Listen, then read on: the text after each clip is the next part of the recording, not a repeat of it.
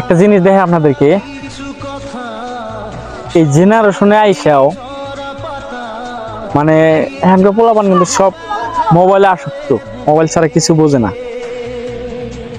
এই যেমন আইসাও যে এরকম একটা জিনিস দেখুন, আপনাদেরকেও দেখাইতেছি আমি।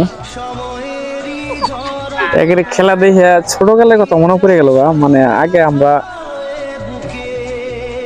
অনেক খেলাইতাম এই ক্রিকেট বল।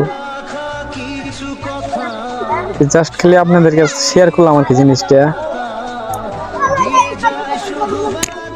ছোট কালটা চাইলেও কিন্তু আর ফিরে পাওয়া যাবো না। অনেক আনন্দের বিষয় একটা। এই যে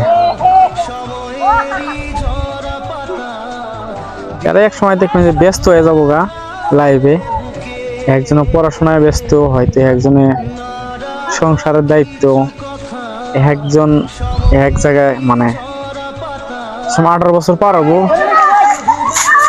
ওই সময় এরা কিন্তু এরকম মিস করব এই সময়টা। জাস্ট খালি আপনাদের সাথে শেয়ার করার জন্য।